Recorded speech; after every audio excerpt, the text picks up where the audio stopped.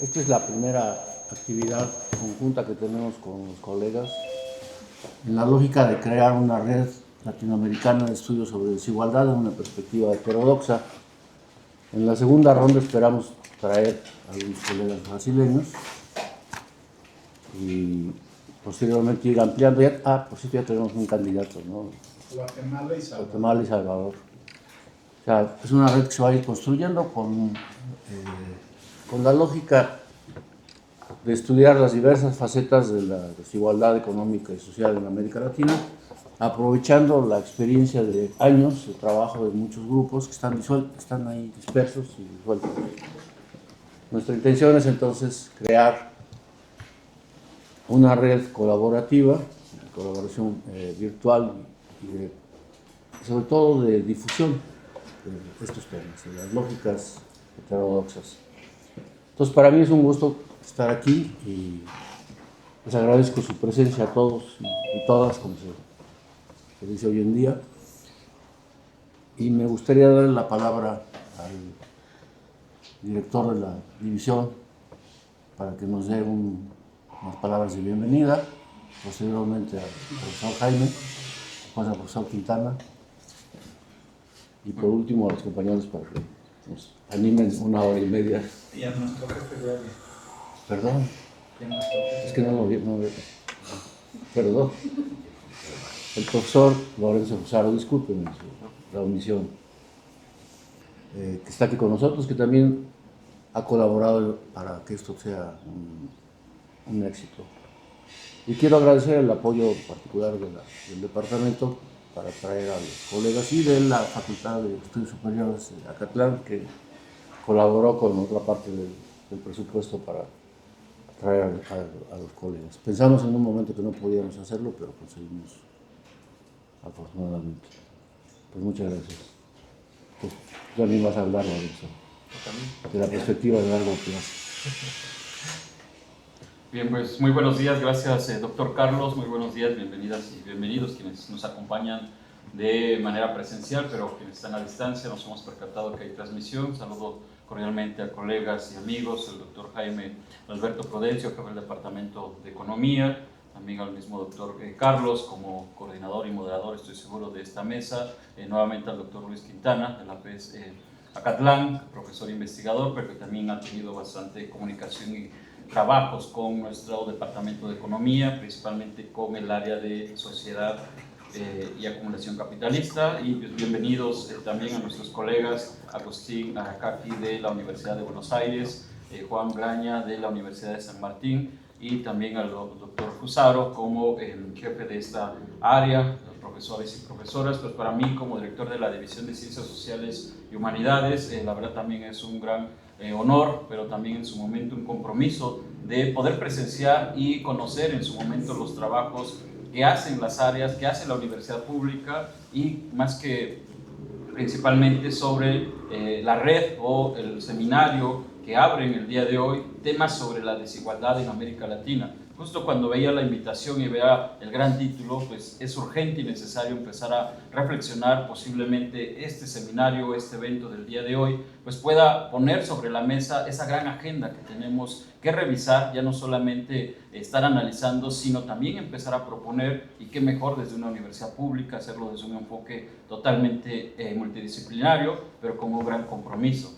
En este departamento en el que estamos también y desde la División de Ciencias Sociales y Humanidades hemos estrechado fuertemente relaciones con Argentina, con Brasil, y cada vez más es necesario también este diálogo intercultural con profesores y profesoras, pero también yo pediría que lo extiendan en su momento al alumnado para poder hacer movilidad académica en ambas direcciones y en su momento también al alumnado de posgrado. Sin duda alguna, los temas que estarían planteando tanto el día de hoy como en las siguientes sesiones nos permitirán empezar a ubicar, inclusive lamentablemente, una desigualdad posiblemente que también, y es urgente que tenemos que estudiar, es sobre la educación superior universitaria en el marco de lo que está sucediendo en términos de la globalidad, pero también en términos del bienestar y de la sociedad a la que nos debemos, ¿no? Pues enhorabuena al área de poder hacer estas actividades. Aprovechemos a conferencistas en su momento, pero también en su momento algunos talleres o actividades que posiblemente, estoy seguro, nos podrán compartir y poder enriquecer el conocimiento que se está generando, cuestionando, pero también en su momento visibilizando desde el Departamento de Economía, desde el área de Sociedad y Acumulación Capitalista. Pues felicidades, bienvenidas y bienvenidos nuevamente y enhorabuena. Gracias.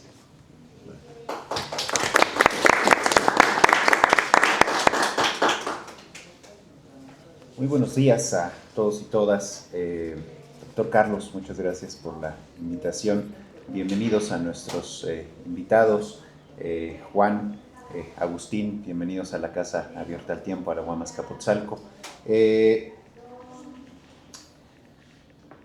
Hay fenómenos que son, desde mi punto de vista, manifestaciones o signos de un modo de ser profundo de la sociedad, de una formación económica social, como diría José Valenzuela. La altísima desigualdad es uno de los signos del neoliberalismo en México y el mundo. El incremento de la tasa de explotación y la consecuente regresión en la distribución del ingreso son algunos de los elementos que en buena medida explican que hoy en día tengamos una sociedad marcada por la desigualdad. Este tema, la desigualdad, mi primera aproximación formal al estudio de la desigualdad, lo hice de la mano de los colegas que han tenido a bien organizar este seminario, de la mano de Luis Quintana y de Carlos Salas. Mi primera aproximación formal y también mi primera publicación formal en torno a esta temática fue justamente de quienes han tenido a bien organizar esta mesa de discusión. Me gustaría rápidamente recopilar algunos datos sobre la profundidad de este fenómeno de la desigualdad. En su último informe, Oxfam afirma que por primera vez en la historia el número total de 1.000 millonarios en el mundo ha superado las 3.000 personas y su riqueza combinada ha alcanzado un valor sin precedentes. Mientras tanto, 1 de cada 4 personas en el mundo pasa hambre. Este informe ofrece algunos datos que por su dramatismo vale la pena recoger. En 2025, la riqueza de los 1.000 millonarios aumentó 3 veces más rápido que la tasa anual promedio en los 5 años anteriores. Las 12 personas más ricas del mundo acumulan en conjunto más riqueza que a la mitad más pobre de la población mundial, es decir, más de 4.000 millones de personas. Con lo que se incrementó la riqueza de los multimillonarios en el último año, se podrían distribuir $250 a todas las personas del planeta y aún así los multimillonarios continuarían siendo más de 500.000 millones de dólares más ricos. Este fenómeno, que da cuenta de la forma en la que opera la sociedad contemporánea, exige un estudio cuidadoso y crítico, no solo para abrir el debate y dar a conocer las problemáticas económicas, sociales y ambientales que de ella emanan, sino para discutir y aplicar métodos para una adecuada aproximación empírica a ellos, es decir, para medirlos adecuadamente. En este sentido, la visita de nuestros invitados, Juan Martín Graña, del Centro de Estudios Económicos del Desarrollo de la Universidad Nacional de San Martín, y Agustín Aracaki, del Centro de Estudios sobre Población, Empleo y Desarrollo de la Universidad de Buenos Aires, cobra plena relevancia. Nuestros invitados tienen una nutrida agenda, misma que comienza justamente con esta conferencia, temas sobre la desigualdad en América Latina. En segundo lugar, como parte de esta agenda, dictarán un curso sobre desigualdad para estudiantes de grado de nuestra Casa de Estudios de la Universidad Autónoma Metropolitana, Unidad Azcapotzalco, pero también en la UNAM, de la FES Zacatlán, a través de cuyas instituciones fue posible justamente extender esta invitación a los colegas argentinos, en donde en este curso se abordarán aspectos teóricos, metodológicos y empíricos de esta problemática. Además, los colegas participarán en la presentación de un libro que lleva por título Crisis y Perspectivas del Desarrollo en América Latina, en donde colaboran con sendas participaciones. Finalmente, como ya lo anticipaba uno de los coordinadores de este evento, se participarán en una serie de reuniones de trabajo a efectos de que la UAM Azcapotzalco y la FES Zacatlán establezcan y lideren, contribuyan a la formación de una red de colaboración en torno a los estudios sobre desigualdad. Es, como ustedes ven, una agenda nutrida que inicia con esta presentación que escucharemos de forma muy atenta y que tenemos la oportunidad también de que se transmita para toda la comunidad de la universidad a través de medios electrónicos. Bienvenidos, estimados colegas, les deseo el mejor de los éxitos en esta jornada y también a los que seguirán estos trabajos a lo largo de esta semana. Muchas gracias y enhorabuena por la organización del evento.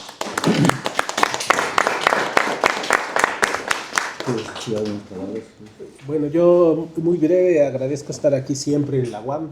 Yo soy egresado de la maestría en economía de la UAM, entonces siempre me da mucho gusto regresar aquí a Azcapotzalco. Tenemos la fortuna de coincidir en este evento. Nosotros tenemos un seminario que se llama Seminario Internacional Crisis y Desarrollo en América Latina, donde cada año hacemos un evento internacional y hoy pues tuvimos la coincidencia de esta red que se está formando e impulsar conjuntamente con el área de sociedad y acumulación capitalista la participación de nuestros colegas de Argentina, a quienes damos la bienvenida. El día de mañana simplemente anunciar que inicia el curso sobre desigualdad. Tenemos ya 60 inscritos en el curso, presencialmente allá en la FES Acatlán, así que espero no les pongamos tanto a trabajar, pero ya hay 60 que van a estar allá, más los que van a estar conectados desde acá. Al día siguiente vamos a tener la presentación de un libro.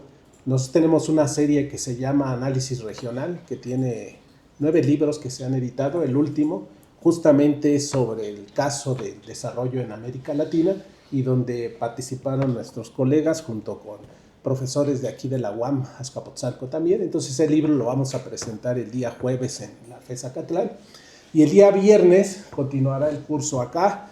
Le vamos a pedir a los 60 alumnos que se vengan para acá, no sé cuántos les dejen entrar, pero pues es una jornada muy interesante donde vamos a tener capacitación, presentación de libros y un intercambio también entre colegas para impulsar la red. Entonces, pues bienvenidos Agustín y Juan, y pues a todos muchas gracias por estar aquí.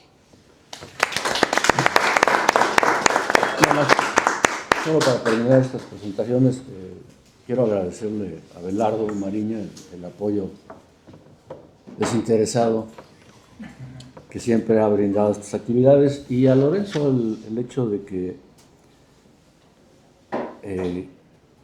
como jefe, director del área de Sociedad de Comunicación Capitalista, ha estimulado un ambiente de trabajo que creo que es muy importante mantener vivo, sobre todo en una época en la cual las visiones progresistas han sido amenazadas. Esta colaboración abre una posibilidad de trabajo colectivo que no sería posible si no hubiera apoyo en estas instancias.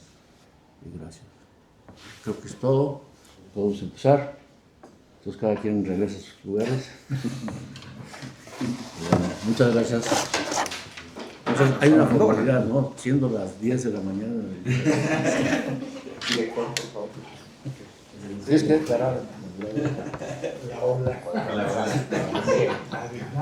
Prefiero ponerme ya, así lo veo mejor. Adelante. Bien, pues para que quede formalmente inaugurado, siendo las 10 horas con 31 minutos de este martes 24 de marzo de 2026, queda formalmente inauguradas las diversas actividades del evento Tema sobre la desigualdad en América Latina. Enhorabuena y no desea esa.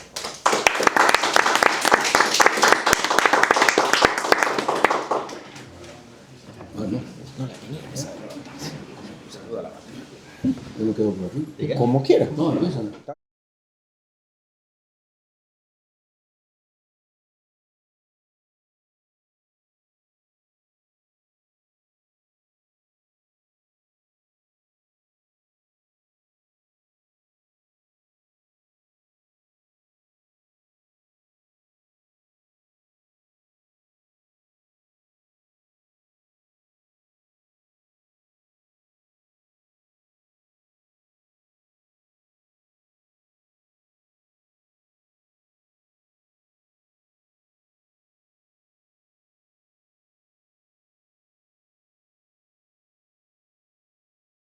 el apoyo de ustedes y los fondos y los recursos que ustedes tienen a disposición. La verdad que toda esta colaboración, este viaje nuestro, estas actividades no se podrían hacer porque honestamente desde el lado argentino no hay en este momento mucho para hacer. Así que en ese sentido agradecerle de todo corazón que podamos poner en marcha esta red con estas actividades, con el apoyo de ustedes, porque si no de otra manera no se podría decir. Entonces, para cerrar las presentaciones, ese comentario. Ahora la presentación la vamos a hacer de manera conjunta.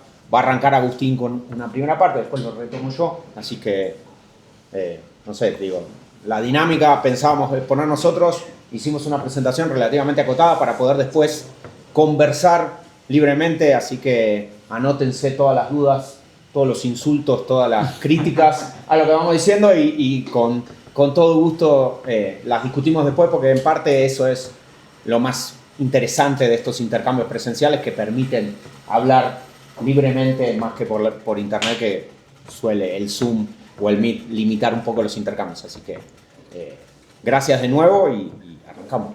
Vale. Sí, bueno, antes de arrancar con la presentación formalmente, un comentario. Bueno, hoy es 24 de marzo y en nuestro país se conmemora el 50 aniversario del último golpe cívico-militar.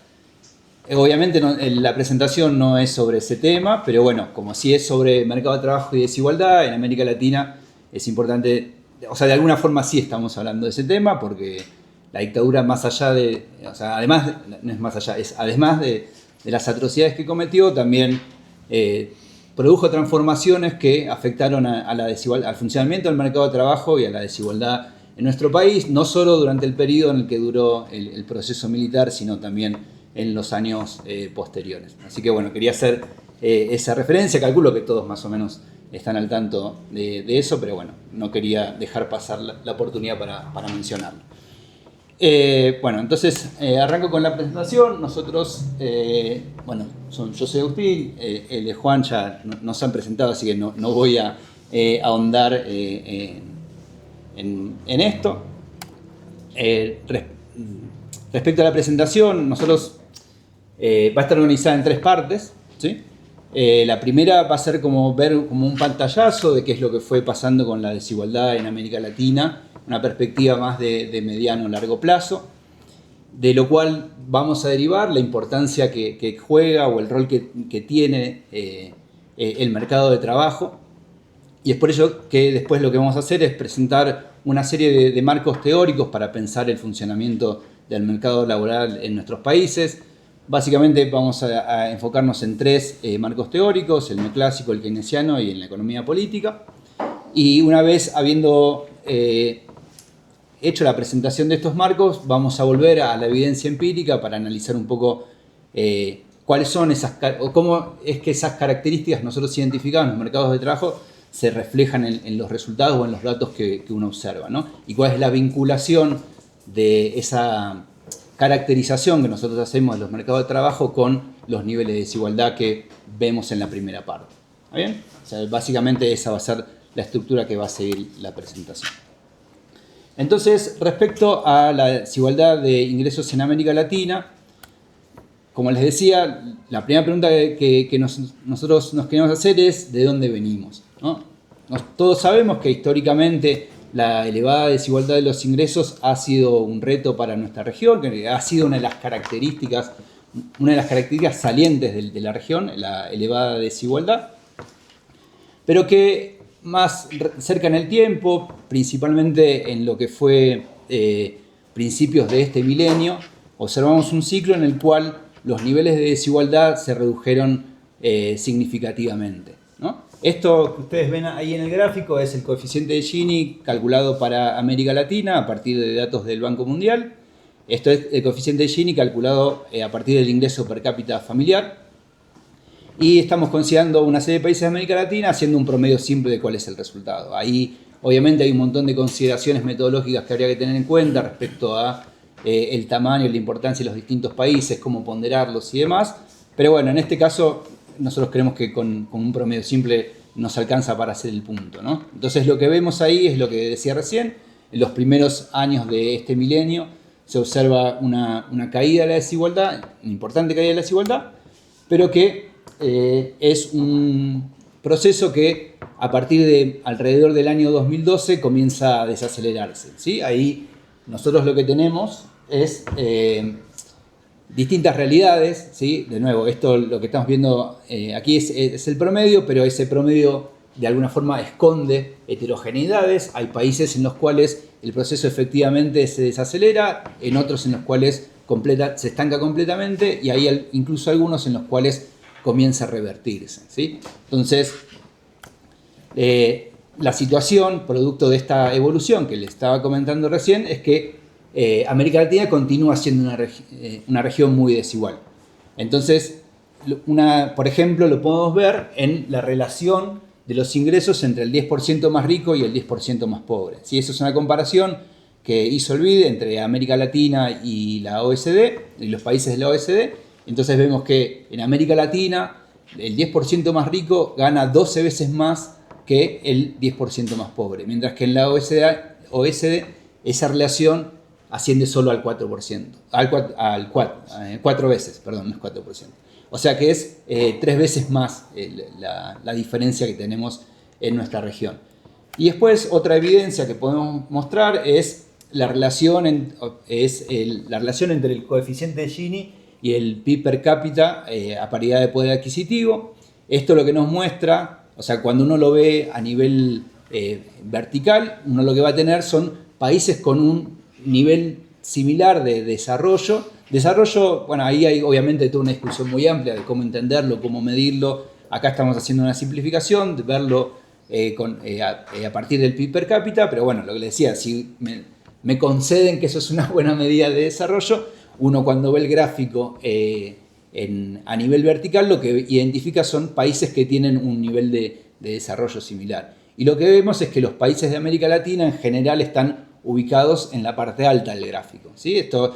En la parte gráfica esto quiere decir que como en el eje vertical está medio el coeficiente de Gini, son países que tienen un nivel de desigualdad mayor, incluso considerando la comparación con países con un mismo nivel de desarrollo, ¿sí? Entonces, esta es la situación actual. Es decir, más allá de lo que ocurrió a principios de este milenio, todavía no hemos logrado romper con esa caracterización o esa característica de nuestros países, que es la elevada desigualdad. Entonces, la pregunta es, bueno, ¿cómo se explicó esta dinámica? ¿Qué es lo que pasó en ese periodo que permitió que se redujera la desigualdad y que luego ese proceso se descontinuara? Y acá uno cuando ve lo que dice la literatura especializada, la literatura especializada destaca 3 factores. Por un lado es la mejora de los ingresos laborales, en particular favorable a aquellas personas con un menor nivel de calificación. Esto contrasta significativamente con lo que había ocurrido en la etapa anterior, es decir, durante la década de los 90, en la cual lo que había habido es, si dentro del conjunto de los trabajadores había algunos que habían logrado una mejora en sus ingresos, habían sido aquellos con mayor nivel de calificación, mientras que aquellos con menor nivel de calificación habían estado expuestos a el desempleo, una reducción de sus ingresos o un aumento de la informalidad, ¿sí?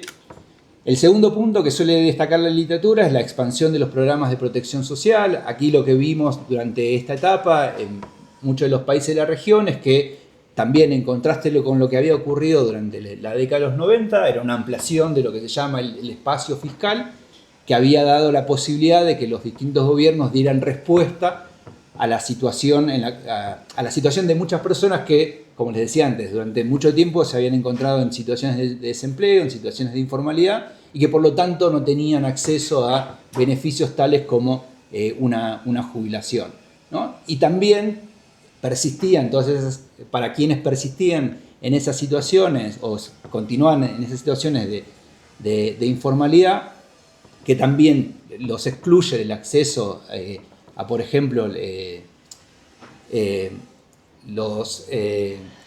¿cómo se llama? Los ingresos familiares. También se hizo una expansión de las transferencias monetarias no condicionadas. Condicionadas, perdón. Que eran básicamente para aquellas personas que no tenían, no eran parte del sistema formal, ¿no? O del sistema de seguridad social. Y después, finalmente, en algunos casos, parte de la literatura también destaca las regulaciones laborales y la acción de los sindicatos como parte de aquellos factores que contribuyeron a la mejora de la desigualdad. Entonces, como podemos ver, de estos tres elementos que tenemos ahí en pantalla, hay dos que claramente están relacionados con el funcionamiento del mercado de trabajo, que son los ingresos laborales, las regulaciones laborales y los sindicatos. Y el tercero, si bien no es, no está tan claramente relacionado, sí está derivado, o lo que ocurre con el sistema de protección social, está derivado de cómo funciona ese mercado laboral, ¿sí? Si es más formal, si es menos formal, cuántas personas están contenidas o abarcadas por este sistema de protección, y que por lo tanto también es una consecuencia, también está relacionado con el mercado de trabajo. Entonces, de esto se deduce que el rol del mercado laboral es innegable, lo cual también se deriva del hecho de que los ingresos laborales representan una parte importante de lo que es el ingreso nacional y del ingreso familiar para la mayoría de la población. Y es por eso que nuestra propuesta es, para poder comenzar a discutir sobre desigualdad, primero hay que hacer un paso previo, es tratar de entender qué es lo que está pasando en el mundo del trabajo. Entonces, ahí pasamos a la presentación de los distintos marcos teóricos para pensar el funcionamiento del mercado laboral. Dentro de ellos, la primera va a ser la versión mainstream, el funcionamiento del mercado de trabajo desde la perspectiva neoclásica. Ahí, como cualquier otro mercado, desde este punto de vista, el mercado de trabajo va a tener oferentes, que van a ser los trabajadores, y demandantes, que van a ser las empresas, donde la oferta va a tener va a mostrar una relación positiva entre el poder adquisitivo del salario, o el salario real, y el volumen de empleo, mientras que la demanda va a mostrar una relación negativa entre estas dos variables, ¿no? Entonces, en el caso de la oferta, a medida que aumenta el salario real, aumenta la cantidad de trabajadores. En el caso de la demanda, ocurre lo contrario. En el punto en el cual se cruzan la oferta y la demanda, nosotros vamos a tener un punto de equilibrio, que es lo que va a determinar el salario real de equilibrio y la cantidad de trabajadores que van a estar trabajando, ¿no? Entonces, la pregunta que sigue es, bueno, ¿qué es lo que implica este equilibrio? Entonces, lo que vamos a tratar de hacer es ver un poco más en detalle qué es lo que está por detrás de estos dos componentes, de la oferta y de la demanda. En el caso de la oferta, lo que nosotros vamos a tener es que, a partir de esta perspectiva, lo que se va a plantear es que los trabajadores lo que hacen es maximizar su utilidad. La utilidad que depende positivamente del ocio y del consumo de bienes, ¿sí? No del trabajo. De hecho, el trabajo lo que produce es todo lo contrario, produce desutilidad. Y entonces, es por eso que la curva de oferta lo que va a mostrar es una pendiente positiva, porque si uno lo piensa a nivel individual, para que una persona ofrezca más horas de trabajo, lo que le tienen que ofrecer, dado que esa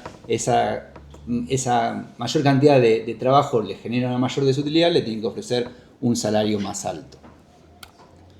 Desde el lado de la demanda, lo que vamos a tener es que las empresas lo que hacen es maximizar su ganancia, la cual depende de los precios de los bienes que venden y los costos de producción. Ahora, en este caso, lo que nos va a importar, o una variable que va a ser clave, va a ser la productividad marginal, la cual es decreciente. La lógica es que, manteniendo todo lo demás constante, el aumento de la cantidad de trabajadores o el aumento de la cantidad de horas trabajadas, lo que hace es rendir cada vez menos.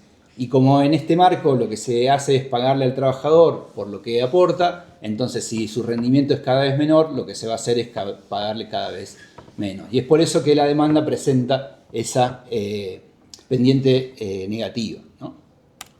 Entonces, en el equilibrio lo que vamos a tener es que va a ser el punto en el cual se igualan los planes de las empresas, de los empresarios y de los trabajadores, ¿sí? Es decir, que todas las empresas contratan a todos los trabajadores que quieren al salario de equilibrio, mientras que todos los trabajadores que quieren trabajar al salario del mercado también lo van a hacer, ¿sí? Entonces, esto significa que en esta lógica del funcionamiento del mercado de trabajo no existe el desempleo tal como nosotros lo entendemos, es decir, aquellas personas que quieren trabajar, buscan activamente, pero no encuentran, ¿sí? ¿Y por qué? Y básicamente por esto que decía antes, todos los trabajadores que quieren trabajar al salario de equilibrio lo están haciendo. Entonces, uno lo que podría preguntarse, bueno, pero yo observo, como decía recién, que el desempleo existe, ¿sí? En el caso de la teoría neoclásica, una primera explicación va a ser, bueno, sí existe, pero existe un desempleo friccional, que es aquellas situaciones en las cuales hay personas que están transicionando entre un trabajo y otro, pero es algo que estadísticamente uno tendría que decir es despreciable, ¿sí? Entonces la pregunta es, ¿de dónde surge ese desempleo? Y en esta lógica, o el desempleo que nosotros denominamos involuntario. Y en esta lógica, esas situaciones de desempleo se producen cuando el salario se fija por encima de ese nivel de equilibrio. Es decir, donde hay una situación de desequilibrio. En el gráfico lo que podemos ver es que tenemos, bueno, la curva de oferta, la curva de demanda y una línea punteada horizontal que corta las dos curvas por encima del salario de equilibrio. Y lo que vemos es que a la altura de esa línea horizontal punteada, la cantidad ofrecida de trabajadores, que está representada con la NO, supera la cantidad de trabajadores demandados, que está representado con la ND, ¿sí? Entonces, esa diferencia entre la cantidad ofertada y la cantidad demandada son los desempleados. Ahora, ¿cómo podría ocurrir esto? ¿Por qué podría haber un salario fijado por encima del nivel de equilibrio si el mercado naturalmente tendría que tender a ese punto de equilibrio? Y lo que van a responder es que lo que ocurre en este caso es que existen rigideces en ese mercado de trabajo que impiden el normal funcionamiento, que impiden que se converja a ese equilibrio. ¿Y cuáles son esas rigideces? Bueno, van a ser principalmente lo que es la legislación laboral, ¿sí? Que son las regulaciones, el salario mínimo, es el conjunto de baterías de regulaciones y legislaciones que establecen los distintos países para el funcionamiento del mercado de trabajo, o el otro motivo por el cual se puede fijar ese salario por encima del equilibrio es la presión de los sindicatos, ¿sí? Entonces, de esta forma termina con la presentación de lo que es la versión mainstream del funcionamiento del mercado laboral, que claramente es una explicación que a nosotros nos resulta insatisfactoria, y en su momento también le ocurrió lo mismo a Keynes, y por eso él propuso una nueva interpretación del funcionamiento del mercado de trabajo. Básicamente él hace una crítica, o sea, su aporte parte de una crítica hacia el funcionamiento o la lógica del mercado laboral que estamos describiendo recién. De los dos supuestos que presentamos anteriormente, él lo que va a hacer es mantener el principio de que los salarios reales se igualan a la productividad marginal, esta idea de que los salarios remuneran a los trabajadores según el aporte que hacen al proceso productivo, y por otro lado lo que va a hacer es criticar la idea de que los salarios se igualan a la desutilidad que produce el trabajo. Esto, básicamente, el argumento va a ir en dos sentidos. Por un lado, lo que va a decir es que esta lógica no representa cuál va a ser el comportamiento de los trabajadores, porque si cae el salario real por un aumento de los precios, uno lo que va a observar no es que los trabajadores se retiren del mercado de trabajo, sino que la lógica va a ser que el sueldo que tienen no les va a alcanzar y por lo tanto van a salir a ofrecer, al menos en principio, más trabajo, ¿sí? Para poder compensar esa caída en el poder adquisitivo y poder mantener su nivel de vida.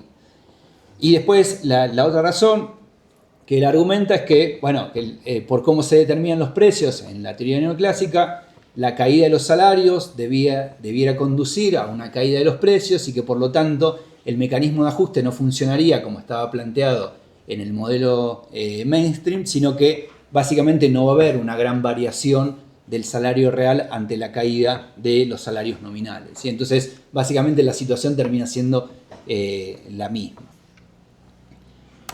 Entonces, en la situación anterior, nosotros lo que vamos a tener es solamente esta idea de que el salario se determina a partir de la productividad marginal. Pero entonces nos quedamos con una sola de las dos variables que teníamos en el modelo neoclásico, nos vamos a quedar, o de las dos curvas que teníamos, nos vamos a quedar con una sola, y que por lo tanto esa única curva no puede determinar un equilibrio.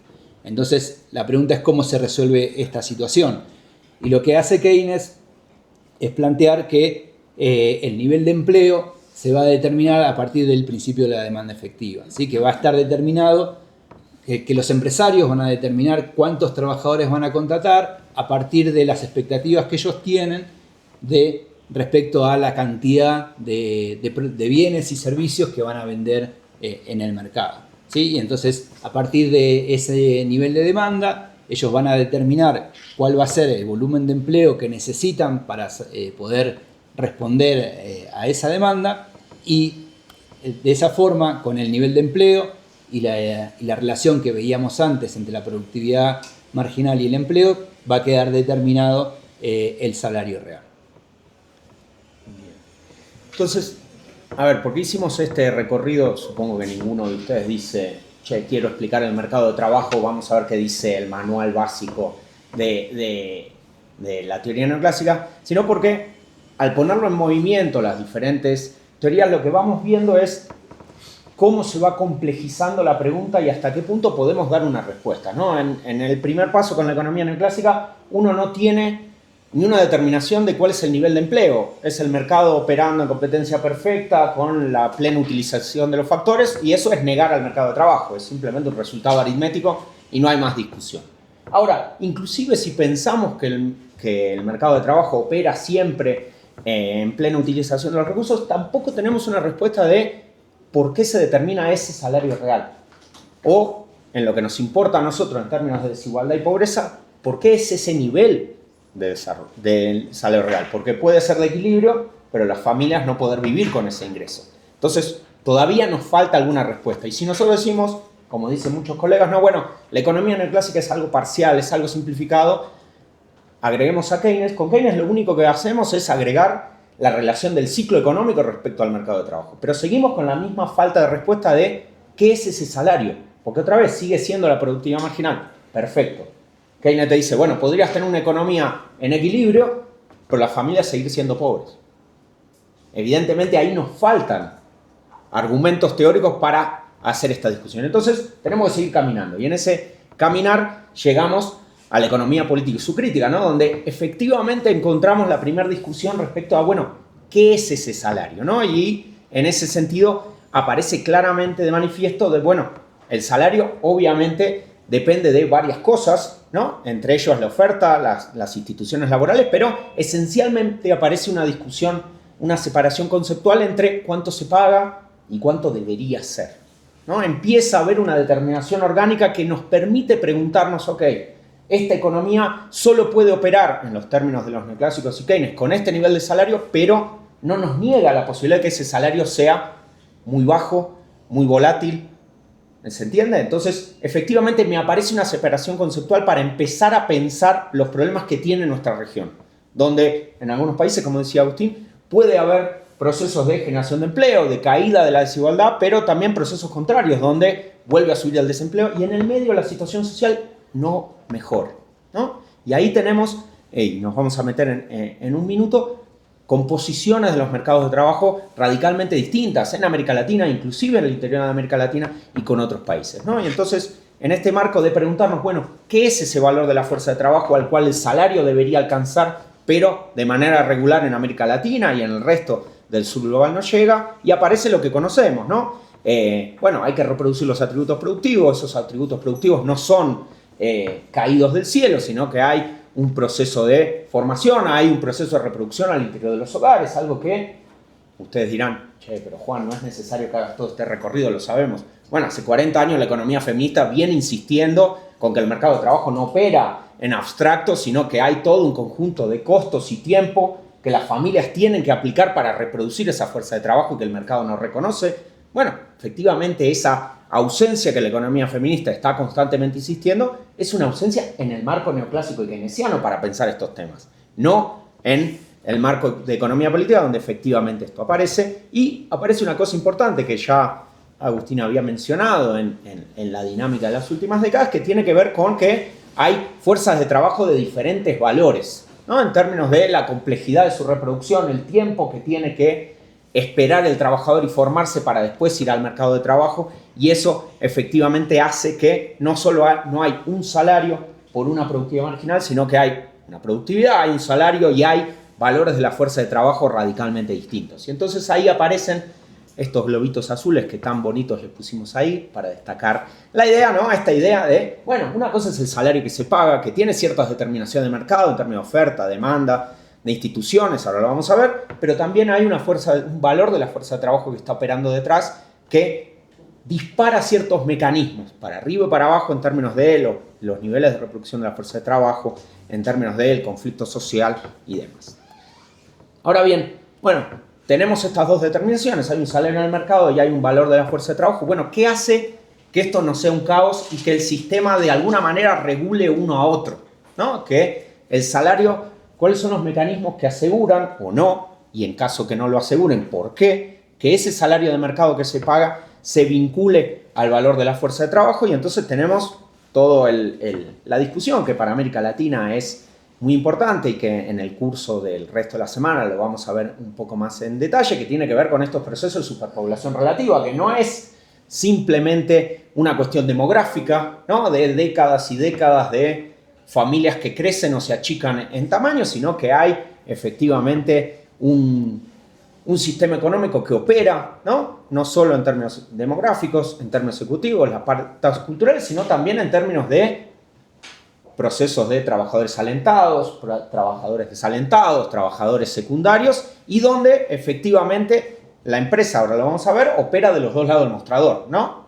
Ahora nos vamos a meter un segundo en el rol de la tecnología en el desarrollo del mercado de trabajo. Y ahí aparecen muy claramente, y no como algo ad hoc, algo que aparece para explicar el desequilibrio, sino como forma plena del desarrollo del mercado de trabajo, que tiene que ver con los sindicatos, ¿no? Y la representación de los trabajadores, donde efectivamente hay, frente a un exceso de oferta, un intento de vender como monopolio la fuerza de trabajo para acercar el salario de mercado al valor de la fuerza de trabajo. Y eso es lo que hacen los sindicatos.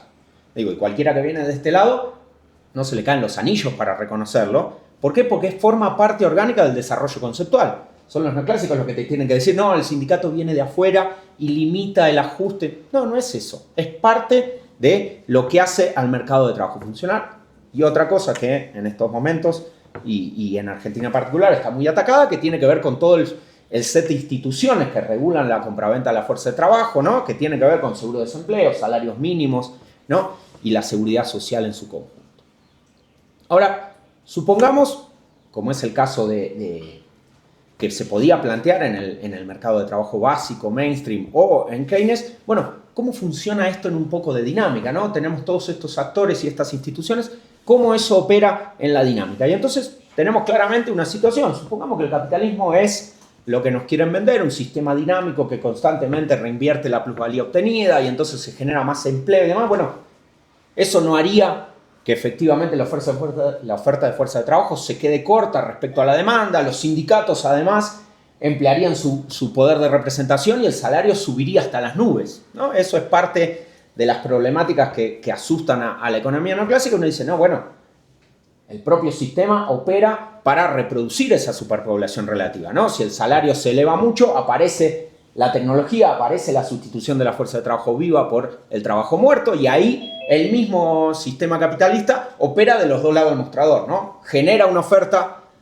regula la oferta de los trabajadores en el mercado de trabajo, pero también regula la demanda. En términos de, si estás pidiendo mucho, aparecen formas más santas y menos santas, ¿no? De romper huelgas y demás, pero también siempre tiene como aliado el rol de la tecnología. Bueno, ¿cuál era el rol de la tecnología en el mercado de trabajo neoclásico o en las ideas de Keynes al respecto? Ninguna, ¿no? Y entonces aparece los que vienen a defender a Keynes y dicen, no, bueno, el planteo de Keynes es una cuestión de corto plazo, ¿no? El mercado de trabajo neoclásico es algo simple. No, bueno, Pero en cada momento la tecnología está en un cierto estadio, en cada momento las calificaciones de la fuerza de trabajo están en un cierto lugar y no se puede pensar que, bueno, la solución del mercado de trabajo, la solución al desempleo, a la desigualdad es algo de corto plazo y todo tiene que estar quieto. No, todo se está moviendo al mismo tiempo. Y si tu marco conceptual no te lo permite integrar, bueno, vas a dar malas respuestas a lo que estamos viendo. Y en este sentido, miremos un poco más allá la dinámica, ¿no? Bueno, estos paquetes tecnológicos, ¿no? Como estamos ahora viviendo esta supuesta cuarta revolución industrial. Bueno, ¿cómo modula el conflicto social? ¿Cómo modula el conflicto laboral y salarial al interior de la organización de los procesos de trabajo? ¿No? Digo, es un proceso de trabajo sumamente seriado, con trabajadores simples y que la complejidad corre por la oficina, con los grandes procesos de logística, o vamos a un sistema como era el Fordismo, o vamos a un sistema con menor demanda de fuerza de trabajo, pero más polivalente, donde el ciclo económico se regule de otra manera y entonces estamos en una organización toyotista de la producción, o estamos ahora donde, como conversamos anoche en la cena con Carlos, digo, estamos volviendo a formas salariales de destajo, a una desprotección completa del mercado de trabajo en el marco de las plataformas. Digo, ¿esto cómo lo metemos en un análisis del mercado de trabajo y la desigualdad si para nosotros es oferta y demanda de corto plazo? Digo, ahí tenemos un problema grave si tomamos al mainstream para pensar América Latina. Y entonces, seguimos abriendo la caja de cosas. Bueno, ok, los trabajadores eran distintos, ¿no? Dijimos, hay valores de la fuerza de trabajo diferentes, hay trabajadores de menor calificación, de mayor calificación, hay trabajos más artesanales, menos artesanales. ¿Qué pasa si el mercado de trabajo además no es único, son varios para diferentes tipos de trabajadores, sino que además son diferentes las empresas que los utilizan?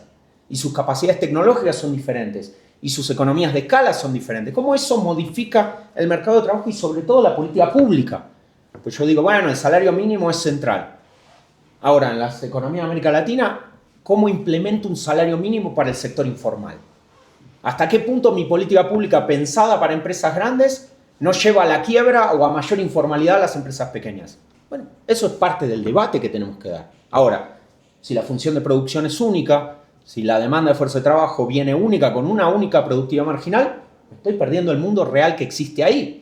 Y entonces, muy posiblemente, la productividad, las políticas públicas que queremos utilizar para mejorar las condiciones de los trabajadores, en muchos casos, o no van a tener efectos, o van a tener efectos negativos sobre los trabajadores a los que queremos ayudar, y entonces ahí necesitamos complejizar cómo estamos pensando, ¿no? Y acá aparece un punto muy clave que ahora voy a incidir un poco más, que tiene que ver con la heterogeneidad, ¿no? La heterogeneidad productiva como un rasgo central de no solo América Latina, sino del sur global, ¿no? No podemos pensar un único tipo de empresa, un único tipo de trabajador, un único tipo de proceso productivo, sino que esto es realmente un degradé de empresas desde multinacionales y empresas grandes nacionales a una economía de subsistencia muy vinculada a una economía de pobres donde tenemos el puesto que vende comida en la estación de tren y eso es todo lo que puede lograr.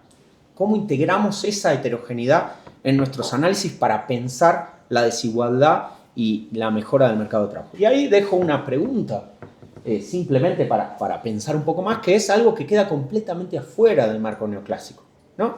Que inclusive hay que revisitar cuando pensamos América Latina, porque es en la dinámica pura de los economistas analizando el mercado de trabajo. Bueno, hay una idea de que la competencia, si hay competencia, efectivamente a las empresas más pequeñas las va a terminar retirando, entonces podemos hacer el esfuerzo y suponer que no existen.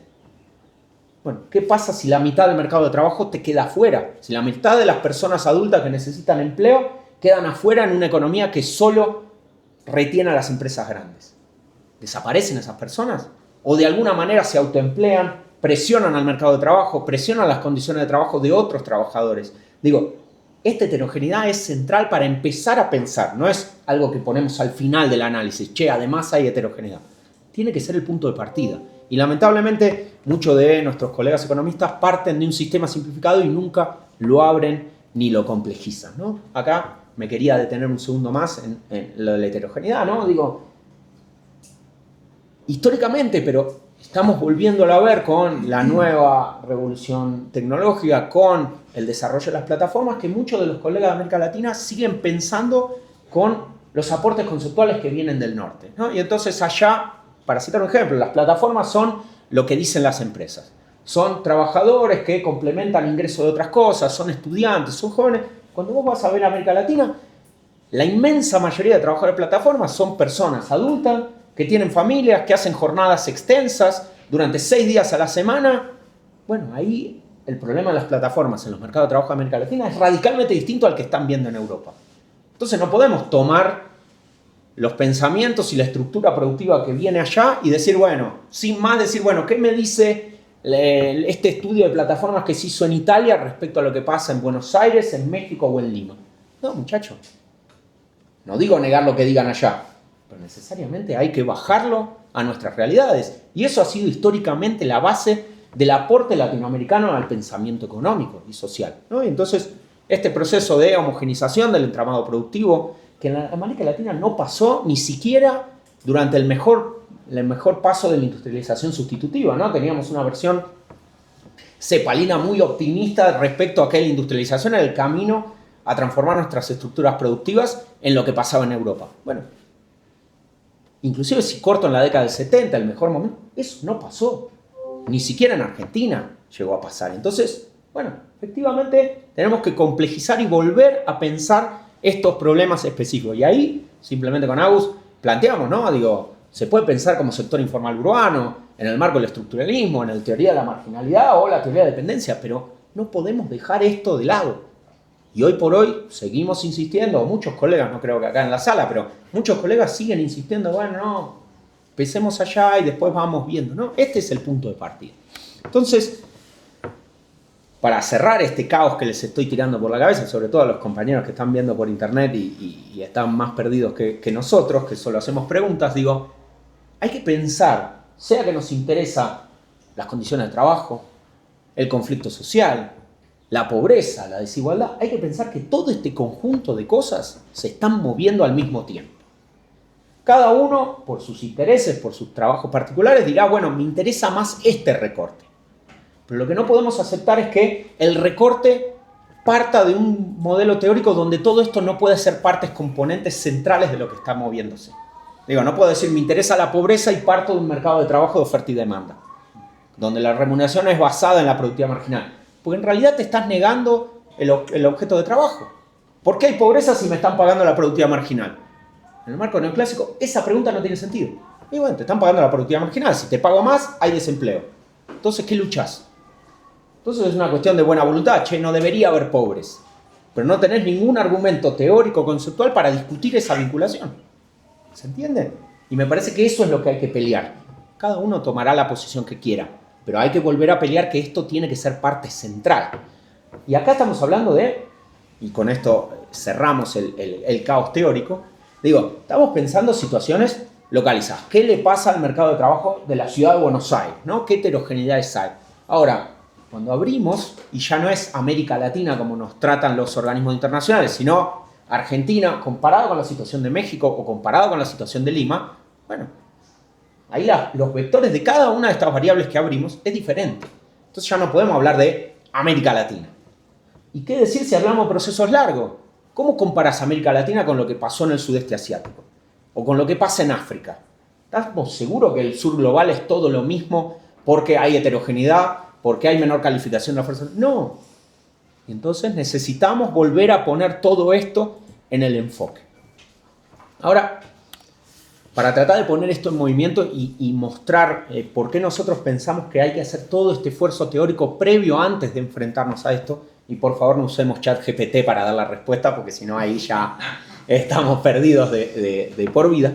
Digo, uno podría empezar, esto es un gráfico muy simple que relaciona el salario promedio, el salario el salario promedio de cada país en relación al salario de Estados Unidos y la productividad promedio de cada economía, ¿no? Y ahí tenemos países de América Latina, países de Europa, ¿no? De diferentes niveles de desarrollo, y uno diría, me pongo un segundo la camiseta de economista neoclásico, ¿no? Me hubiera venido bien trabajar en alguno de estos organismos, en bancos de inversión, ahí rendiría mejor que ser un investigador del CONICET en Argentina, y uno dice, ya está, es el mercado de trabajo neoclásico. Mirá, el salario real promedio está en una relación muy lineal con la productividad promedio de ese país, ¿no? Eso es lo que muestra el gráfico.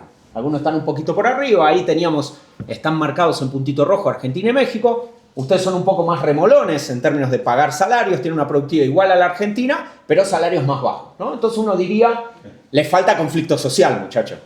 Peleen por mayor salario. Y algunos nos dirían a nosotros, ustedes se pasaron, ¿no? De conflicto social, ¿no? Bueno, ahora, con todo lo que dijimos antes, uno diría, ¿para qué estuviste hablando, Juan, 15, 20 minutos? Y total, acá está todo lo que necesitamos saber, ¿no? Argentina, subí la productividad para que tu salario sea macroeconómicamente sustentable. Y México, suban su salario porque lo pueden pagar, ¿no? Ahora, si tomo esto a nivel agregado, puede resolver. Ahora, cuando yo meto y digo, bueno, espera, ese promedio de salario y productividad, ¿de qué mercado de trabajo sale? ¿No? Y los mercados de trabajo son esto, en realidad. Les explico porque yo soy un poco chicato y seguro ustedes tampoco ven muy bien lo que es. Esto es las composiciones a través de las encuestas de hogares el primer panel de barras son todos países de América Latina, el que está solito en el medio es China, después vienen países europeos, ¿no? De diferentes niveles de desarrollo, y a la derecha solito también está Estados Unidos. Entonces, y después, rojo es la cantidad de cuentapropistas en esos mercados de trabajo. Las barras azules son el peso de los establecimientos pequeños, hasta 10 trabajadores en esos mercados de trabajo. El naranja es hasta 50 y lo verde es el peso de los establecimientos de más de 50 trabajadores en esos mercados de trabajo. Entonces yo veo esto y vuelvo al gráfico anterior y les digo, esto es una casualidad estadística, de que todo más o menos te quede en la línea del medio, porque ninguno de estos trabajos es igual, ninguno de estos mercados de trabajo es igual al otro, ¿no? Y entonces, para que tengan una idea, los primeros a la izquierda son Bolivia y Ecuador, donde el porcentaje de trabajadores por cuenta propia supera la mitad del mercado de trabajo, ¿no?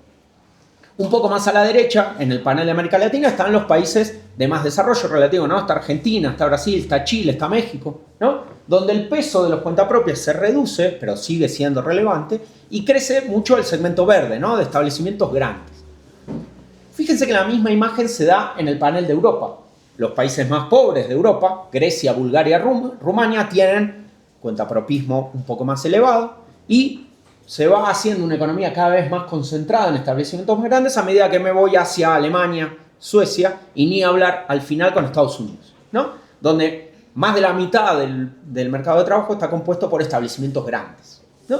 Y entonces, volvamos a lo que decíamos antes. ¿Hasta qué punto uno puede decir, bueno, el mercado de trabajo con 50% de cuentapropistas opera igual que un mercado de trabajo con 50% de trabajadores en empresas grandes?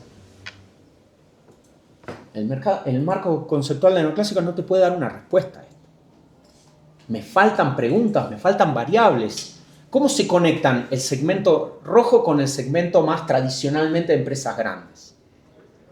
Porque muchos de esos cuentapropistas tranquilamente puede ser el empleado de seguridad de un establecimiento grande. O el que va a la puerta a vender comida barata a los trabajadores de eso. Y entonces, en un plumazo, la relación entre la parte roja y verde es un abaratamiento de los costos laborales de la empresa grande, aunque pudiera pagar más. Che, pero la productividad laboral me da alta, ¿por qué no le pagan más? Y bueno, porque hay todo un esquema de reproducción de economía de pobres para pobres, donde la comida es barata, no hay márgenes de acumulación y entonces no hay mayores salarios. ¿Se ve? Esas preguntas ni siquiera las puedo hacer en los otros marcos teóricos. Y eso es lo fundamental. Miremos hasta qué punto esto se reproduce en el otro factor que Agustín planteaba, de que no es el mercado de trabajo, pero casi que es el mercado de trabajo y tiene que ver con el sistema de seguridad social. Acá lo que vemos es lo mismo. Las barras azules son el porcentaje de trabajadores en establecimientos pequeños, lo azul, medianos, lo naranja, grandes, los verdes, que no tienen protección en la seguridad social. O sea, que no están inscritos, son precarios, que son, en los términos que ya no me gusta nada de la OIT, informales, ¿no? ¿Qué tenemos arriba? Fíjense que en los países, en todos los países, y otra vez esto es toda América Latina, desde Bolivia hasta Uruguay, pasando por todos en el medio, los establecimientos grandes no parecen tener gran problema económico para financiar los sistemas de seguridad social.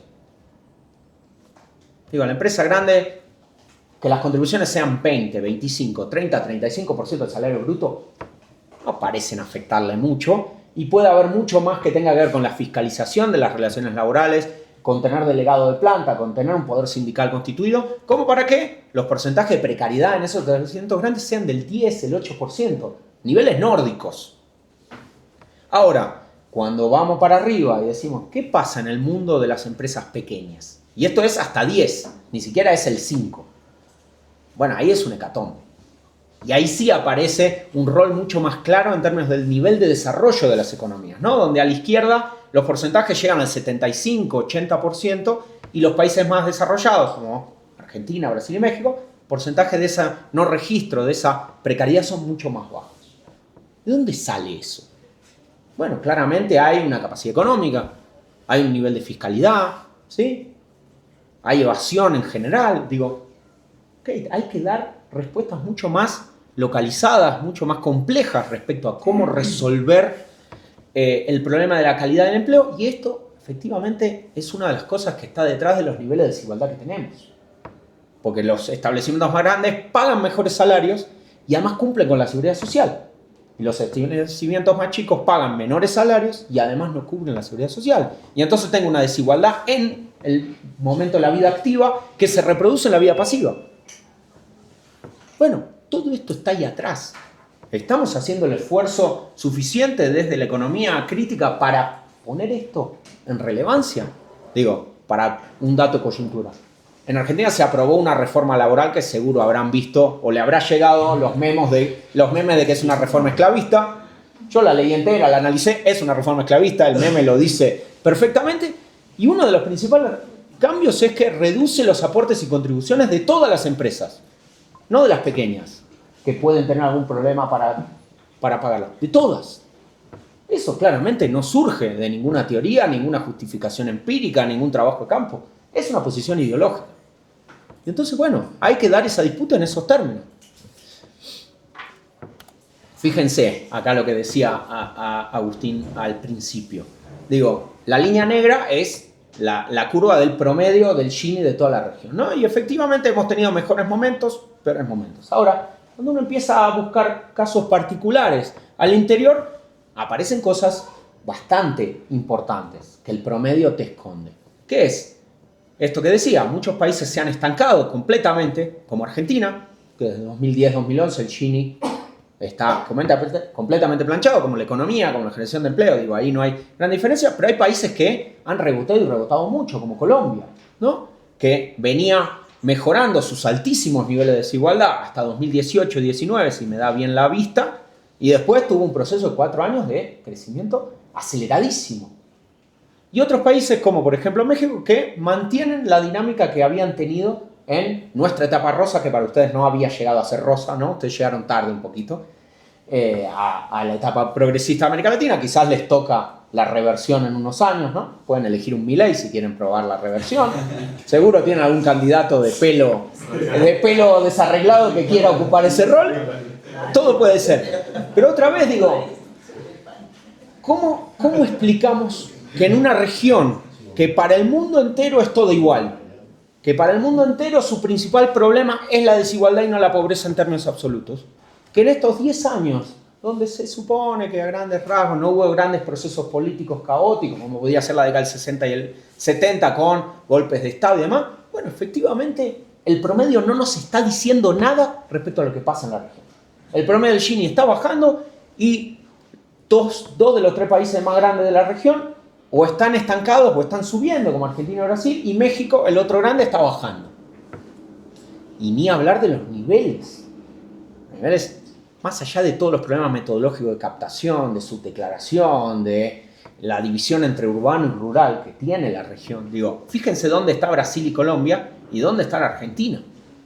Digo, ¿estamos seguros que América Latina es toda una única cosa, que todos nuestros planes nacionales sirven para aplicar en todo lado? Entonces, algo que salió bien en Argentina, vengo a México y lo aplico y sale bien.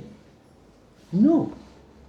Y entonces, si vamos a criticar lo que viene del norte, también peleémonos entre nosotros. Todo muy bien, pero tu política laboral funciona porque tenés representación sindical en los establecimientos grandes. Si yo no tengo delegado, lo que vos querés hacer no sirve. Ustedes tienen todo un bruto problema con sindicatos amarillos, convenios firmados por las empresas y no por los trabajadores. Bueno, eso en Argentina, por ahora, quizá con la reforma cambia, no lo tenemos. Bueno, entonces ahí hay un aspecto específico sobre el que hay que trabajar al ver México y otros países de la región y no otros. Entonces, digo, no nos compremos el paquete América Latina como si fuera una respuesta de, bueno, ¿qué? Lo que nos dicen que es América Latina es y trabajemos con eso. ¿No? ¿Querés tomar vos? Dale. Bueno, un poco esto es la presentación que hicimos, que preparamos, perdón, para este encuentro. Queríamos dejar planteadas un par de cuestiones antes de cerrar. Por un lado, algo que yo me olvidé de comentar cuando hice la presentación del modelo mainstream, uno podría decir, bueno, pero esto es un modelo que uno ve en un manual de los primeros años de la carrera de economía, nadie piensa que las cosas funcionan de esa manera, pero bueno, en realidad, ojo porque hay mucha gente que, o sea que obviamente yo entiendo que el análisis después se ha complejizado, que el mainstream no se ha quedado con ese modelo, pero después hay mucha gente que sale de la universidad y tiene un cargo político y sigue pensando en las cosas con ese modelo en la cabeza. Así un poco lo que decía Juan, en la reforma laboral que se llevó adelante en Argentina recientemente, había un componente ideológico importante, pero también había muchas de estas cosas, ¿sí? De pensar que los problemas que tiene Argentina, por ahora no de desempleo, sino más de informalidad, tienen que ver con las trabas que se ponen al normal funcionamiento del mercado de trabajo. ¿Sí? Que tiene que ver esto con el poder que tienen los sindicatos, los beneficios, digamos, que tienen los trabajadores formales y demás. Entonces, como esas trabas impiden ese normal funcionamiento del mercado de trabajo, lo que hay que hacer es eliminarlas, ¿sí? Pero bueno, lo decía, después uno puede encontrar distintas aristas o grados de complejidad dentro de la teoría, pero en el fondo termina siendo básicamente lo mismo, ¿no? Y después...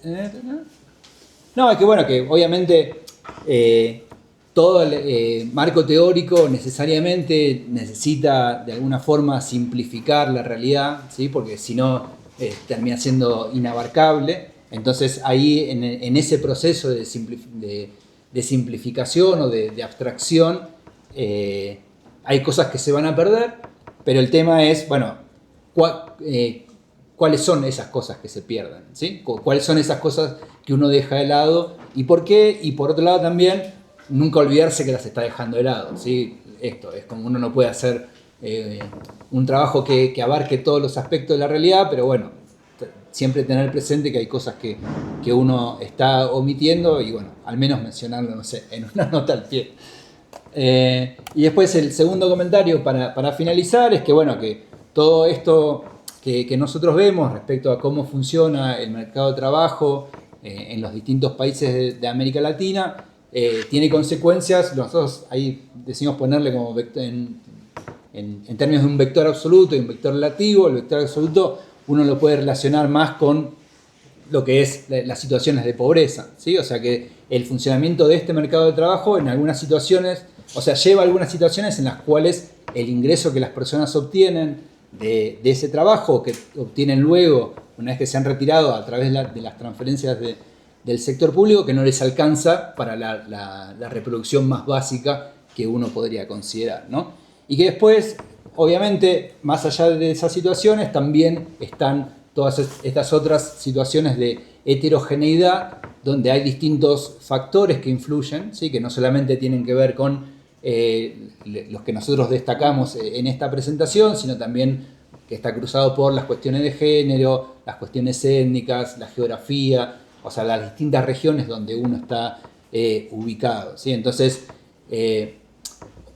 uno lo que tiene que ir es como ir agregando capas de complejidad al análisis que dan por resultado situaciones de desigualdad que llegan a tal que tampoco quedan en el ámbito de lo meramente económico, ¿no? Sino que son situaciones de desigualdad que después terminan afectando a lo que es la cohesión social, que terminan generando, o de alguna, obviamente no por sí mismos, sino hay otros factores que también operan, pero también dan lugar a situaciones de violencia, no solamente violencia doméstica, sino también violencia en las calles o dentro de la comunidad, ¿no?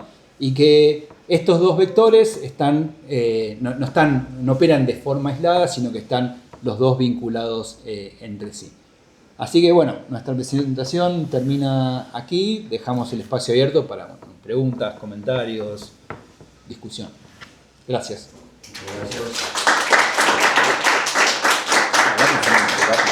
No, porque ya empieza a contar las de Espacio para unos 4 o 5 preguntas. Moderado. Empezamos en clase. Más que una pregunta. Ponencias no. Bueno, lo primero, muchas gracias. Estuvo de verdad muy interesante.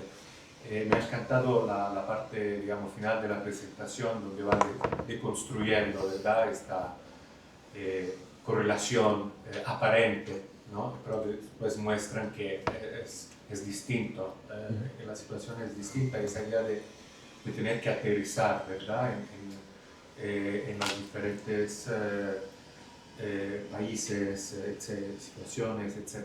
Pero volviendo un poco a donde han concluido aquí, ¿no? ¿Qué parte? Porque se concentran sobre el mercado laboral, pero como también han reconocido al final, no es la única cosa que determina la desigualdad. Entonces, ¿qué parte, digamos, piensan que cubren ya con la parte del mercado laboral y qué importancia le dan a los otros factores? Esa es la primera pregunta. Y después, bueno, han mencionado como la marea rosa, la paz política.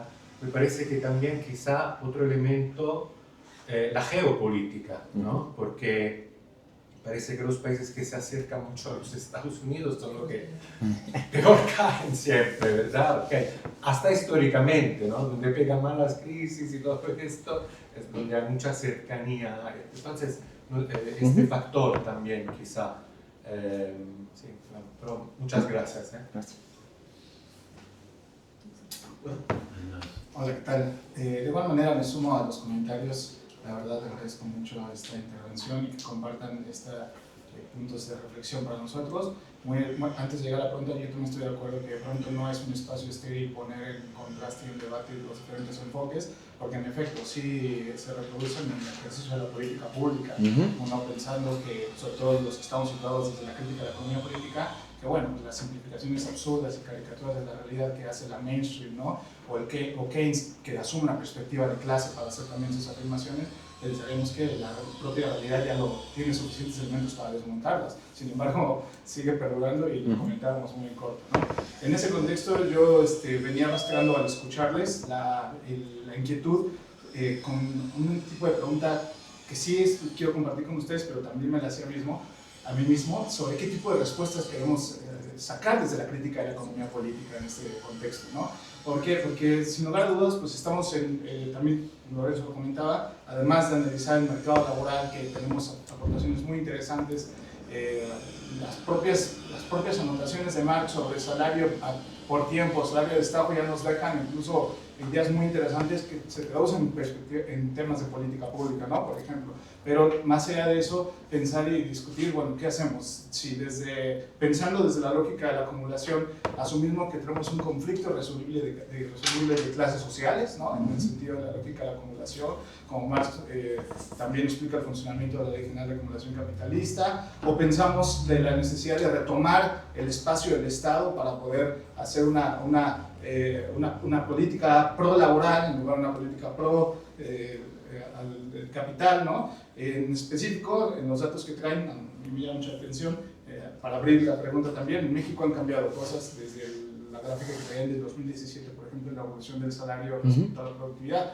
Pasó del 2017 a 88 pesos el salario mínimo a 315 en 2026, ¿no? Ahí hemos ganado un terreno interesante y una reforma laboral que ha intentado mitigar un poco las prácticas de precarización, pero que están en el contexto de un Estado burgués y de mantener las condiciones de valorización. Pero por otro lado también tenemos, y eso nos llevó al resultado de el último dato, de 13.9 millones de personas que salieron de la pobreza. Resultados también favorables en términos de pobreza laboral, pero no tan favorables en términos de pobreza extrema. Es interesante esa heterogeneidad de nuevo, ¿no?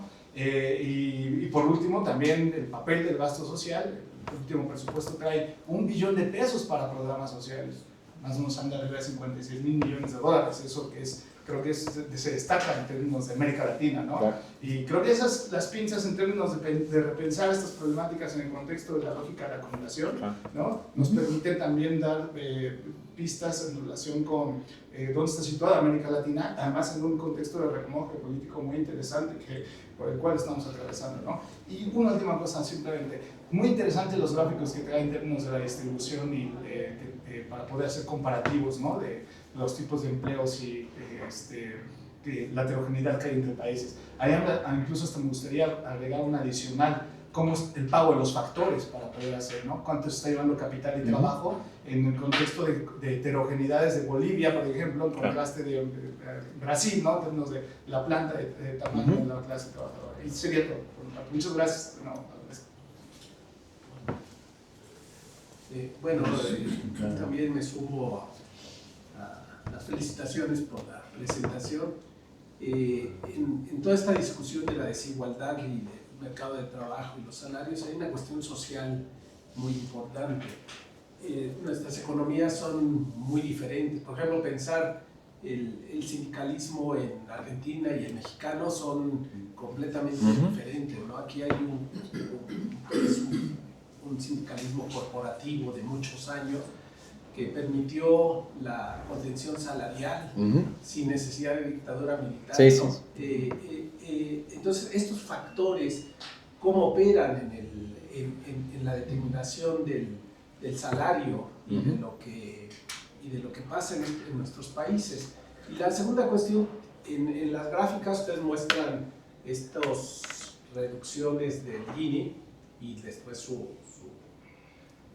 nuevo crecimiento, que podríamos pensar, buena parte de las reducciones podrían estar asociadas a esta ola de gobiernos más progresistas que buscaron mejorar las condiciones de trabajo y de salarios, como pasa en México, ¿no? Como planteaban nuestro colega, aquí entró una reglamentación para quitar el trabajo de subcontratación, los aumentos al salario mínimo, los efectos que se han visto del aumento del salario mínimo sobre la reducción de la pobreza, ¿no? Una medida que bajo el primer modelo que planteaba Agustín era imposible, ¿no? El efecto, todos los gobiernos aquí decían que el efecto iba a era generar desempleo, claro. Desempleo y aumento de la inflación, ¿no? Los dos efectos, cosa que no ha ocurrido. O sea, es incluso el caso mexicano como un experimento real de lo que ocurriría en esa gráfica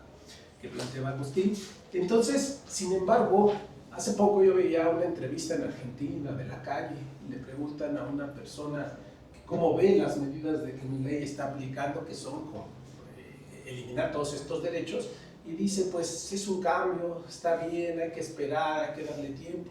Y le preguntan, ¿y usted en qué trabaja? Estoy desempleado, ¿no? Sí. Entonces uno piensa, ¿qué ocurre ahí en la sociedad? Que puede haber un embate de este tipo y tener popularidad y votación, porque finalmente es lo que uno piensa que podría ocurrir aquí si las cosas se hacen mal, ¿no? Bueno, eso básicamente. Yo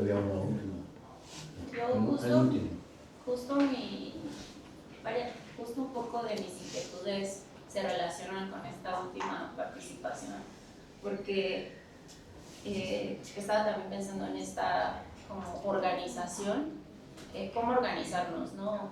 Cómo lograr mitigar todos estos problemas de este ataque hacia las sindicalizaciones o estos sindicatos charros corrompidos. Y estaba pensando, justo ahorita discutiendo, de quién piensa así, ¿no? Esta pregunta de nosotros que tenemos una formación académica, entendemos que es una sobresimplificación de la realidad y estamos pensando en marcos teóricos alternativos con qué abordar como estas problemáticas. Pero creo que también parte esto también es quién piensa así. Al ser el mainstream, mucha parte de la población piensa así, ¿no? También es muy llamativo esta sobresimplificación de la realidad, que sin tener como haberte metido tanto en los libros, que es fácil como comprenderlo, ¿no? Y tú en tu vida diaria puedes asumir y decir, sí, fácil, ¿no? Oferta y demanda. Ya lo entendí todo, ¿no? Lo puedo comprender, ¿no? Y creo que también eso va de la mano que haya tanta gente que las políticas públicas por los gobiernos o candidatos que eligen y apoyan sean las mismas que los atacan a sí mismos, ¿no? O sea, que gente, yo también he visto muchas de esas entrevistas a argentinos con estas reformas de Milei y respuestas de que está súper bien y no, pues que cuántas horas al día trabajas y qué haces, ¿no? Entregas jornadas de 12 horas, ¿no? Y que creas que está bien, cómo pasa, ¿no? Y creo que también tiene que ver con eso, ¿no? Con que el mainstream y esa sobresimplificación de la realidad también juega como parte con esta, ¿cómo decirlo? Convencimiento colectivo, ¿no? Y no sé, está muy difícil salir de eso también, ¿no? Cómo juega esto en una organización, ¿no? Y en buscar, aparte de eventos como estos, ¿no? Buscas proponer nuevos enfoques alternativos, ¿no? Ok, una última pregunta. Primero también gracias y felicidades. Yo quería más o menos preguntar la parte de las instituciones. ¿Qué papel juegan las instituciones y qué tanto podrían aportar a disminuir esta brecha de desigualdad? Y bueno, como también usted mencionó, usted mencionó el caso de la OIT, pero yo creo que también muchas instituciones quedan desactualizadas y ya están en muchos rezagos. Entonces, ¿cómo se podría cambiar todo eso? Bien. ¿Arrancamos nosotros? Sí. Vos no nos vas a matar con nada, nos vas a dejar pasar con toda la pavada que dijimos, ¿no? No, eso va a ser. Eso va a ser en privado. Para no. Está bien. Me parece. Te agradezco el gesto, entonces. Bueno, a ver, nada, yo hago una vuelta y vos agregás. Digo, gracias, los comentarios están buenísimos. Hago primero un comentario más para tranquilizarlos un poco respecto a la posibilidad de un Milei mexicano, ¿no? Que los veo nerviosos con eso. A ver, me parece que hay una... Tomando tu comentario del mainstream como sentido común, ¿no? Está simplificado.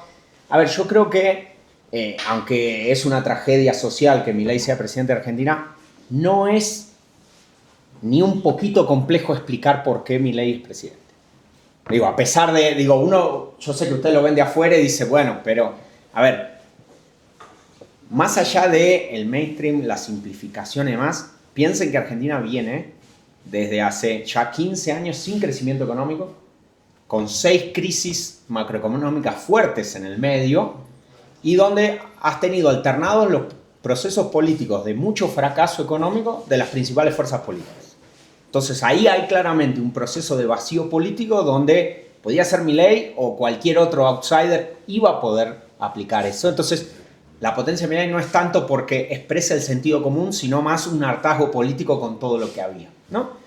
Y yo creo, y esto en parte toca lo que ustedes decían de la política social, parte de el apoyo que estas reformas que van a dañar a los entrevistados, que dicen, bueno, está buenísimo que trabajen 12 horas, no es tanto que piensen que eso va a funcionar, sino es una reacción a un proceso que los fue excluyendo y que los derechos se convirtieron en privilegios, ¿sí? Esto que ustedes decían, en el caso mexicano, de la suba del salario mínimo, que afecta a la pobreza ocupada, pero no a la pobreza extrema, esas son las grietas que hay que pensar. Y ahí es donde estas dos versiones del vector absoluto y relativo operan y hay que tenerlas muy en claro. Digo, porque gran parte de las condiciones de vida generales de la clase media argentina vinculada a un trabajo formal, sindicalizado, en un esquema de una economía argentina que hace 50 años no crece de manera significativa, se ha ido apartando de gran parte del sector informal. Entonces, no terminan siendo reconocidos como una escalera de progreso social donde vos empezás con un trabajo informal y en algún momento te formalizás y disfrutás de esos beneficios y derechos, sino que se ha quebrado tanto la pirámide social en Argentina, algo que era una cuestión diferencial de Argentina respecto a América del Sur, que efectivamente gran parte del sector informal ya reconoce que nunca le va a tocar eso y en el marco de un discurso que dice el problema de la falta de crecimiento, de la inflación, no se olviden que tuvimos en 2023 200 puntos de inflación en el año. Digo, y esto no es novedoso, digo, volvemos a la década del 90, en los procesos de, ¿no?, reacción neoliberal en Argentina, en Bolivia, en Perú, en Brasil, en procesos hiperinflacionarios, y eso corta completamente cualquier tipo de reacción social. Entonces, parece que hay que pensarlo más ahí que en una potencia de Milei teórica, ¿no? Es más un hartazgo social que se expresó por ahí y se podría haber expresado por cualquier otro payaso o gente seria, pero necesariamente no iba a ser el peronismo ni una derecha más conservadora. Digo, es ese proceso social que otra vez, si se ponen a mirar lo que pasaba en Argentina, está muy claro por qué ganó Milei, por qué sus principales votantes son jóvenes de bajo nivel educativo, insertos en el sector informal. Digo, vos unís los puntos, no hay ninguna duda de por qué lo eligieron. Digo, y me parece que eso es lo que lo va a hacer caer después, ¿no? Porque efectivamente su modelo económico no permite ninguna de las soluciones que él dice, pero eso lamentablemente ya nos garantizó 4 años de este desastre. Ahí Dale. agrego 2 cositas. Uno es el tema de la inflación, como que no es menor. O sea, es algo que te desorganiza mucho la vida, sobre todo cuando... Sobre todo en el sector informal, ¿no? Esos niveles que tuvimos nosotros antes de... o sea, sobre el final del gobierno de Alberto Fernández, y que me parece que eso es algo que la gente como que de alguna forma ponderó mucho y que hoy por hoy sigue ponderando mucho, que de alguna forma después, o sea, uno puede dar una discusión un poco más compleja sobre cuáles fueron los mecanismos, pero de alguna forma Milei logró reducir los niveles de inflación que teníamos, y que eso me parece que de alguna forma la gente le reconoce, y que me da la sensación de que también hay como cierta lógica de, bueno, si logró ordenar esto, quizás lo que está proponiendo para todo lo demás también lo logra ordenar, ¿no? Entonces, como una transferencia de... supo cómo hacerlo para el caso de la inflación, cuando los otros dos no, porque, digo, la inflación no la resolvió Macri cuando fue presidente, no la logró resolver Alberto Fernández tampoco, y entonces, bueno, quizás realmente algo entiende y por eso vamos por ahí. La otra cosa que iba a decir, no me acuerdo. Y a ver, y tomo algunos de los otros cosas. Y digo, uno siendo de América Latina dice, bueno, lo de la etapa rosa suena raro. Digo, ¿por qué hay una...? Y efectivamente, en muchos casos, con todos los problemas que hubo, efectivamente le cambió la vida a un montón de personas, ¿no? Yo creo que en parte lo que tenemos que pensar es, y en esto se unen varias de las preguntas, es hasta qué punto esos procesos lograron transformar estructuralmente la Argentina como para que no haya una vuelta atrás, ¿no? Y ahí digo, a mí me gusta mucho comparar el caso argentino y el brasileño, ¿no? Porque el caso argentino terminó mucho peor, ¿no? Terminó con proceso de inflación acelerada y demás, pero gran parte de los procesos de mejora de las condiciones de vida en la Argentina durante la etapa rosa tuvo mucho más que ver con ir a tocar el mercado de trabajo que ir a tocar las políticas sociales. Hubo políticas sociales grandes como la asignación universal por hijo, pero gran parte fue en el marco de la institucionalidad, entre comillas, tradicional. Salario mínimo, paritaria, convención, protección social en el marco del trabajo. Y eso en parte en la explosión de Milei hizo que los que estaban dentro del marco formal tuvieron una mejora y los otros quedaron recontra estancados. Entonces hubo un ciclo muy bueno para el sector formal en la Argentina, del cual el sector informal quedó afuera, y entonces eso generó, en el marco de cero crecimiento, una disputa de sentido muy claro de para dónde va el país. En cambio, en Brasil, no solo venían de una situación mucho peor en términos de niveles de vida, niveles de poder adquisitivo, sino que hubo mucho más política social que mercado de trabajo. Digo, no hubo una revitalización de la convención colectiva, entonces ahí el conflicto capital-trabajo que vos planteabas estaba más atemperado, ¿no? Y hubo claramente una decisión del PT de, como venían con una mochila mucho más cargada ideológicamente, de no asusar miedos de ese estilo, ¿no? Y en Argentina el peronismo tiene una bandera ya ganada en torno a la organización de los trabajos del sindicato, entonces era medio difícil que se escape de él. Ahí habría que, yo les vuelvo a la pregunta, es ¿cómo ven México en ese caso? Porque efectivamente la suba del salario mínimo, la caída de la pobreza son cosas festejables, bueno, pero ¿hasta qué punto ese proceso logra transformar la estructura productiva que le pone los techos a estas mejoras? ¿No? Que te come el presupuesto público sin grandes efectos, que los sindicatos siguen siendo, en el marco del Tratado de Libre Comercio, está muy limitado. Digo, me parece que esa es, y yo quería cerrar con esto, después seguimos conversando todo lo que quieran. Digo, me parece que una cosa que se nos perdió a los heterodoxos, a los críticos en esta etapa rosa de América del Sur es, dejamos de hablar de proyectos de desarrollo. Digo, la palabra como, bueno, ¿cuáles son los sectores? Digo, lo que en la década del 70 estaba muy claro que era el proceso de industrialización y el neoliberalismo dijo, no ves por ahí. Y durante 3 décadas nos ganaron. Ahora, ¿cuál es nuestra propuesta? ¿Cuál es el proyecto de desarrollo de América Latina en el marco de las nuevas tecnologías y demás? Porque si no hay ahí donde acumular poder político de los sindicatos, las organizaciones de la sociedad civil, digo, ¿para dónde estamos tirando?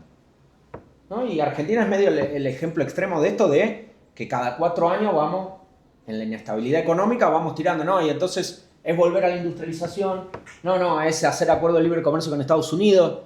Digo, en ese marco es sumamente destructivo, pero digo, inclusive uno ve Brasil, digo, ¿cuál es el proyecto de desarrollo de Brasil?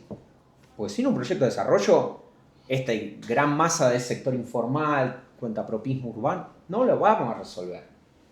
Está claro que la geopolítica está más complicada que nunca para pensar un proyecto de desarrollo, pero me parece que hay que volver a poner esa pregunta. Digo, ¿qué diríamos al respecto? Yo no tengo ni idea, pero me parece que lo que conecta a todos los fracasos de América Latina en la etapa rosa, ¿no? Las vueltas de la etapa rosa atenuada, como el nuevo gobierno de Lula o el de Alberto Fernández, digo, te muestran los límites, ¿no? Mismo el proyecto de Boric, que, digo, no pudo continuar y la verdad uno mira lo que hizo Boric en Chile. Está muy bien, pero no pudo, ¿no? Bueno, ¿qué pasará en Colombia? Bueno, ahí me parece que hay una deuda pendiente del progresismo, la heterodoxia, la izquierda, de engendrar un proceso de desarrollo que le ponga pisos cada vez más altos a las conquistas que queremos hacer, ¿no? Y esto que no sea todo el tiempo en la misma vara, vamos para adelante, para atrás, sino que sea un proceso gradual que efectivamente haga una coalición social al respecto, ¿no? Ahí me parece que hay un gran debe del progresismo. Ahí déjame un par de cosas así sueltas de los comentarios y preguntas que hicieron. Está la pregunta esta de qué parte de la desigualdad explica el mercado de trabajo. La verdad es que no tengo una respuesta y me cuesta pensar como de qué manera podría cuantificarse.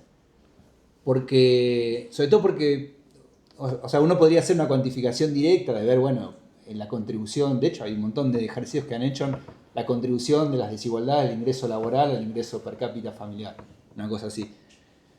Pero sin embargo, la cuestión no termina ahí, porque vos decís, bueno, la desigualdad que vos tenés en términos de jubilaciones en parte está explicada por lo que ocurrió previamente al mercado de trabajo, ¿sí? Están los que hicieron aportes y tienen su pensión contributiva, los que tienen la no contributiva porque no hicieron aportes, porque no trabajaron o lo que fuera. Y entonces, ¿eso es el mercado de trabajo o no es el mercado de trabajo? Después, otra arista, por ejemplo, el tema, cuando vos ves desigualdades por género. Bueno, son varones y mujeres, lo estoy viendo por género. Bueno, pero ¿en qué medida esa desigualdad no está explicada por qué, cómo se distribuye el trabajo remunerado y no remunerado al interior del hogar? Entonces, ¿es mercado de trabajo o no es mercado de trabajo esa desigualdad? Y entonces es medio difícil, o sea, como agarrar y decir qué parte. Si vos me preguntás, yo tengo la sensación de que es una gran parte, pero no te puedo dar un número o eso como para decir, o al menos no se me ocurre, quizás hay alguna manera, pero sobre todo por esto, porque yo creo que corta como transversalmente todo lo demás, ¿no? Entonces, sinceramente me resulta un poco complicado. Y relacionando esto con lo que un par de comentarios que hacían sobre la etapa rosa y el rol de las instituciones, ahí yo retomo lo que decía Juan, que yo creo que efectivamente el límite estuvo puesto en no haber modificado o no haber logrado modificar como la estructura productiva de los distintos países, ¿no? Y en ese sentido, yo creo que se llevó de alguna forma al límite de la mejora en el mercado laboral y se logró como generar cierta institucionalidad, que la pregunta es qué tan, y ahí respecto a lo que preguntaban antes, bueno, la institucionalidad cuánto te puede como modificar esa distribución. El margen de acción que tiene es limitado, ¿no? Porque, de nuevo, me parece medio difícil en una sociedad en la cual el sistema jubilatorio está basado en el empleo formal, que una persona que nunca tuvo un empleo formal cobre una jubilación, o sea, que los formales acepten que el que no hizo aportes cobre la misma jubilación que el que sí los hizo, ¿no? Entonces, de alguna forma eso ya te está poniendo un techo de cuánto no van a poder cobrar, ¿no? Los que no aportaron. Mismo el tema de las asignaciones familiares y demás, o sea, me da la sensación de que socialmente no va a estar bien visto, entonces la institucionalidad, más allá de que vos, o sea, obviamente hay toda una discusión previa desde dónde salen los recursos, ahí obviamente está la discusión impositiva y del gasto, pero una vez superado eso, incluso yo creo que no puedes hacer cualquier cosa, ¿no? con eso. Entonces, y ahí vuelvo a lo que decía antes, mi pregunta respecto a las instituciones es en qué medida esas instituciones son duraderas en el tiempo o no. Y ahí me parece que depende mucho de cada país y de cada institución. Digo, por ejemplo, en Argentina, algo que a mí siempre me llama la atención es que la asignación universal por hijo, que es la transferencia monetaria condicionada, el programa de transferencia monetaria condicionada que tenemos nosotros, logró traspasar a los distintos gobiernos. O sea, es algo que empezó con el gobierno de Cristina, pero después Macri no lo cambió, incluso en algún momento dio algunos aumentos, lo amplió, y en el caso de Milei tampoco, o sea, más allá de que hubo algunos ajustes respecto a la transferencia que perciben, después lo empezó a actualizar con la inflación, o sea que es una política que ha logrado perdurar y cortar transversalmente a los gobiernos. No es lo mismo el caso de las jubilaciones.